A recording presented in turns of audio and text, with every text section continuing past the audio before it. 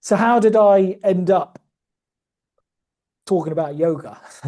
So my story. So I started off with I was playing a lot of football and I used to get back pain when I was playing football. I used to seize up in my back. And I think I saw a physiotherapist. It helped a little bit, but it didn't really improve my back pain. And I had this holiday to Goa and there was free yoga classes. And I remember thinking, oh, may as well check it out.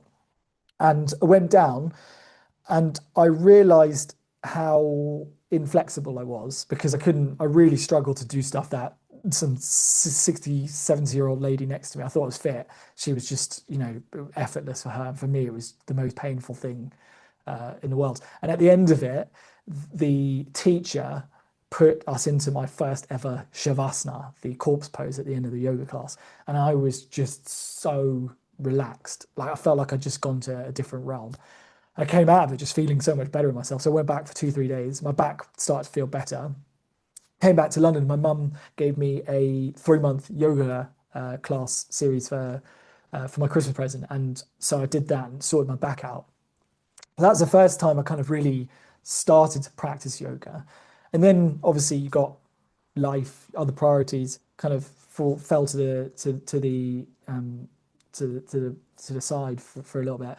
And the next time was when so I was a leadership and management fellowship, a fellow for the National Medical Director. So I had this year outside of clinical medicine, working under the senior leadership team for an organization called Health Education England. It was an amazing year working with senior leaders across the NHS, working with people in government. And I was practicing speaking in public to sometimes there's 200 people. So I was really developing as as a person, as a clinician, and in my career. When I came back to clinical medicine, I was on a it was at Charing Cross Hospital in Hammersmith on an A&E rota, and I was saying yes to everything. There was loads of work kind of off the back of the fellowships. I was being asked to do presentations up and down the country. I was enjoyed a night out, so saying yes to social life. I was playing football. I got football to the eye. Got some permanent eye damage in my right eye. I had a relative who was sadly had cancer. I was heavily involved with his care, and I was doing night shifts at a hospital. And I was in the middle of a presentation, and eventually it all just kind of came to a head when I was in the middle of this presentation, and I forgot my words, and I suddenly just had this surge of adrenaline, panic attack, heart racing, couldn't get my words out. It was in front of the chief medical registrars at the Royal College of Physicians. And after about a minute or two, a mortifying minute or two in front of these people, I eventually gathered myself together and managed to get through the rest of the presentation. The following week, I had another presentation to a group of consultants who was only there was only 10 of them at St Mary's Hospital in Paddington.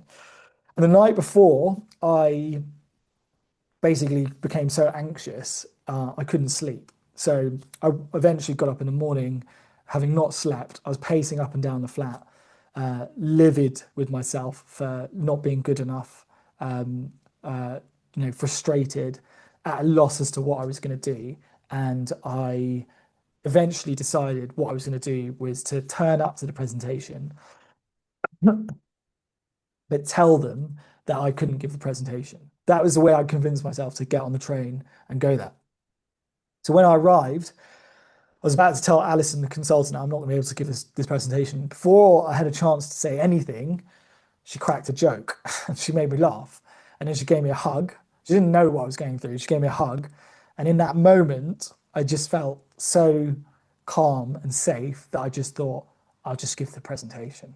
So I went in, managed to get, it wasn't the best presentation, but managed to get through it. And so I, I then went home afterwards and I said, something needs to change. Like, this isn't normal. I said no to everything moving forward. I cancelled I said no to any future work. I went to obviously to my job, but I said no to socializing. I just pulled back. kind of realized that something wasn't right. And I told my mum about it. That's my mum. And she has had her own pretty amazing journey with yoga. So she, before my brother and I were born, she had a fever when she was in India. She was visiting India, living here at the time.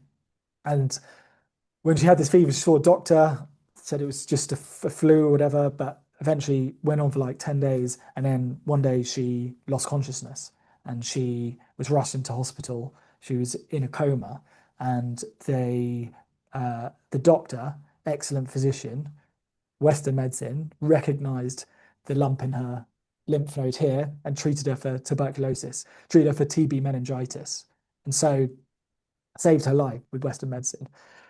And when she came back round, she had a lesion on her, a tuberculosis lesion on her brain that was compressing a blood vessel.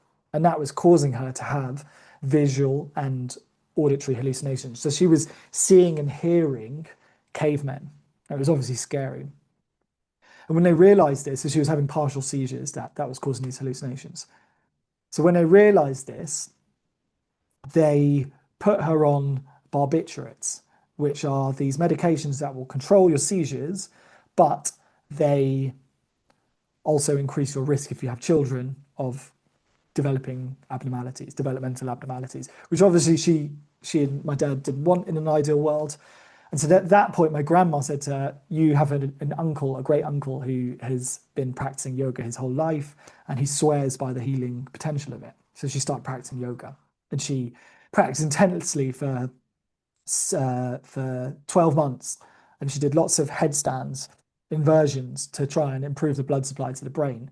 And then after 6 or 8 months, she gradually started to wean herself off the medication against medical advice, and eventually didn't have any seizures and was able to have my brother and I without too many issues. So she said to me when I was going through this, you should consider going to India and doing some yoga. So I went, and I spent 10 days in Kerala doing an hour and a half of yoga in the morning, hour and a half of yoga in the evening, and came back feeling like a completely new person. And what I didn't realize at the time was that was a deep regulation of my nervous system. And it blew my mind because no one had talked about that in all of our medical school training. So eventually I decided I wanted to go deeper with this stuff. And so I went to India and I did a yoga teacher training, my first yoga teacher training with that teacher on the right is Rakesh, who's the best teacher that I've ever had. He actually taught the Prime Minister of India, Modi. He was his personal yoga teacher uh, before he became Prime Minister.